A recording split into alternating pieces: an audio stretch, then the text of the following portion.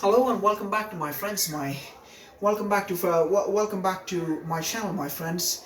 And my friends, my name is BMSCEians I, and my friends, I'm going to be your today's editor-in-chief and your today's host and your today's moderator. My friends, in order to promulgate these series of political programs, to facilitate the patriotic upheaval and patriotic uprising of India in 2022. So my friends, today on a very day of September the 21st, 2022, at the hour of 9:26 p.m. Indian Standard Time, we're gonna take up some certain things for discussion. And my friends, it is my due privilege and due honor, my friends, to welcome all of you, back, to my so-called infographics show.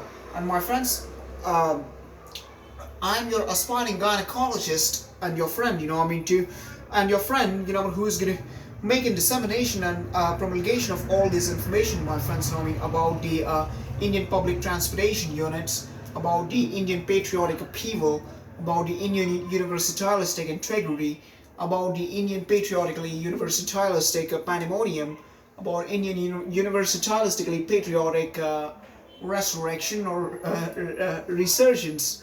So my friends, that patriotic resurgence, my friends, happens to be a spirit, which we all need to have. And my friends, on the topics, which we have touched down till now, we need to, in fact make a series, make it as another series, or rather a sequel of us. And my friends, let us in fact recontinue to our topic, my friends, about the Indian public transportation units, or rather the Indian public sector transportation units. And my friends, let us take it up for discussion. Take it up for discussion that about our so-called topicality about the Indian tram line. Now, my friends, let us in fact start by understanding as to what is really a tram. And my friends, the answer to that seems to be that tram, happens to be an electronic homuncular connection rail, my friends, which basically works under the principle of magnetic cables or electric cables, my friends, and a signal from the electric cables, while it's relayed to that so-called propelling bogie of that so-called tram. That is the way in principle in which that so-called tram basically accentuates further or propels further, or has that forward going thrust. But my friends, why was tram really so crucial for Indian public transportation sector, or rather Indian public sector transportation unit? Now, my friends, the answer to that seems to be that trams were one of the some few initiatives taken and sponsored by the government of India, basically the imperial government of India, I might add. While India used to be under the British colonization, under the British rule, under the rule of the Her Majesty the Queen Victoria, under the Crown and under the British government, under the law, under the viceroys of India.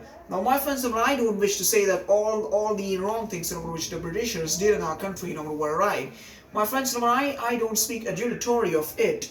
But my friends, the thing which I need to say is that some of the fruits or some of the byproducts or some of the products or some of the resultants and outcomes of the British civilization, or rather from the British colonization in India, of the East India Company and stuff, which we basically got, always happen to be indirectly the fruits, which the Indians labored. And my friends, the thing seems to be that obviously, the British civilization and the British colonization was a rule, which was about a totalitarian government, which outlasted into a state of dreadfulness, into a state of diabolical rule against those mighty dictators and against that mighty Simon, my friends, who basically came to agglomerate Mumbai and slaughtered millions. About all the Jallianwala Bagh massacres, my friends, which took place, those were simply not the good things. But my friends, just a diminutive portion of the positive fruits of the British civilization, of the British colonization, or the administration of the East India Company, which we labor on too, or which basically fall in our trap or fall in our feet, My friends, number one, the institutionalization of tram, institutionalization of wireless telegraphy, even the wired telegraphy, even the telegram, even about the postal dispatch system, even about the airport, my friends. It was the first ever airport, was commissioned in 1928, which was known as the Juhu Aerodrome. Now, my friends, even there are some records, and basically, that was even under the ownership of the father of our business tycoon, Sri Ratan Tata, and Jamshedji Tata as the actual father. And my friends, even the airport of agglomeration Mumbai, the Chhatrapati Shivaji Maharaj International Airport and the Chhatrapati Shivaji Maharaj Domestic Airport, my friends, were built on a site, which basically served as an airport, or rather an airfield for the Royal Air Force of the United Kingdom, Royal Air Force of the Britishers, or of the Her Majesty the Queen Victoria, and my friends, which was known as the RAF Santa Cruz. And my friends, Santa Cruz, was in fact a megalopolis, in agglomeration Mumbai. And the former name of that, seemed to be the Bombay.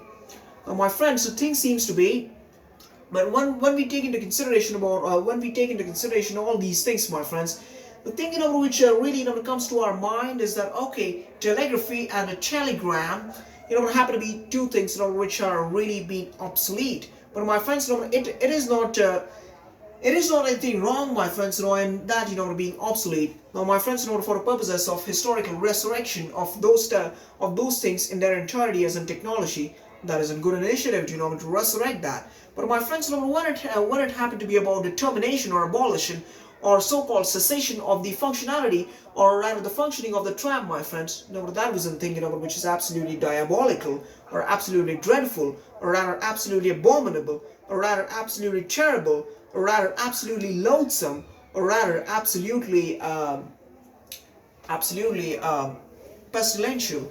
And my friends, which is why the thing seems to be that the tram and the so-called institutionalization of the trams, happens to be an exercise, which is vested, with the Indian public and our society of India, and even our mainstream and the populace of India, my friends, which is why the thing which I wish to promulgate and offer propagating over here, seems to be that the tram and its essentiality, or rather its cardinality and its so-called preeminence, in the preeminence in the position which it held in the Indian public sector unit, or not exactly the Indian PSU, but in the Indian public transportation sector unit, my friends, that status has been lost, and we are at a status quo.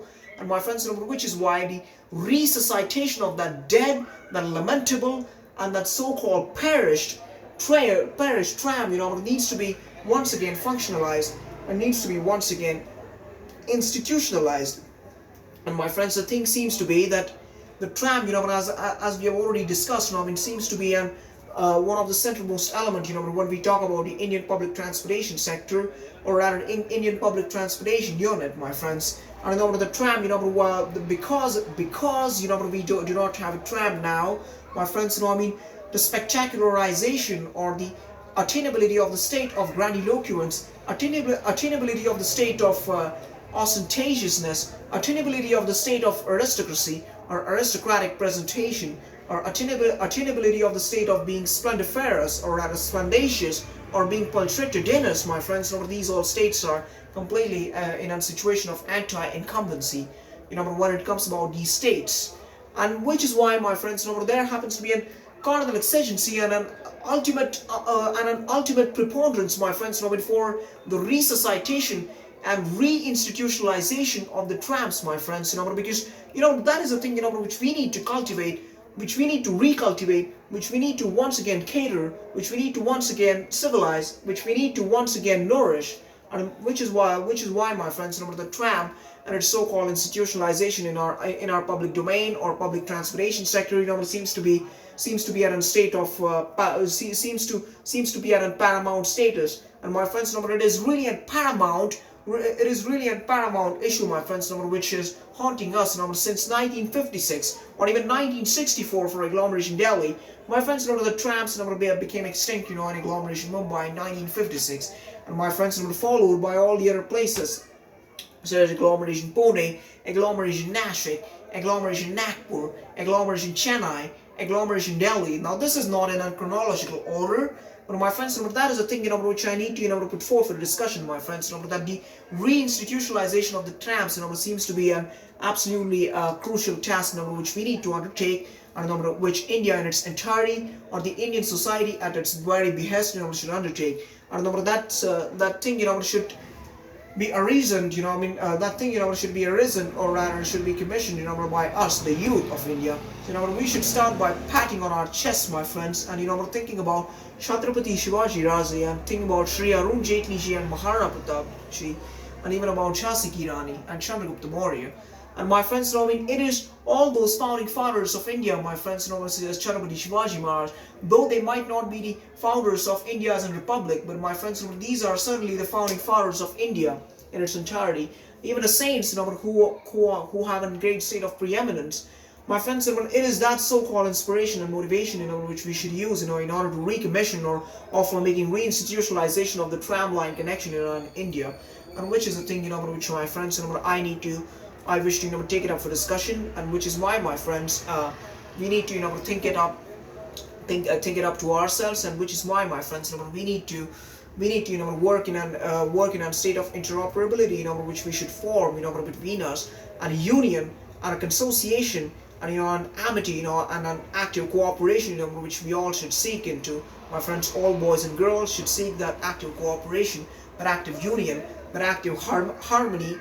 And my friends, that harmonious interoperability or harmonious synchronization, which we all should have, my friends, to come together, have a great perception, lay down legacy, which we can look back and have a great patriotic upheaval, and exercising of a great statesmanship. So that is up for today, my friends. And my friends, see you and have a really nice day. And in case if you have not subscribed to our channel, then please do that, and please do not really forget to share our content with your friends, with your so-called romantic partner, your girlfriend, your confidant. Like girlfriend is equivalent to confidant, and your inamoratu, which is equivalent to boyfriend. So my friends, please do share it, with your friends, your neighbors, your teachers, your colleagues, your family members, your siblings, your associates, your friends, and your whomsoever it is. So my friends, and I'll see you soon. And please do not forget to hit that bell icon, my friends, for receiving exciting updates. And my friends, that was for today. And let us not forget to pay our tributes to great goddess Jiza Mata Bhosle, the mother of Sri Chhatrapati Shivaji Maharaj, even to Shri Arun Jaitley ji, who basically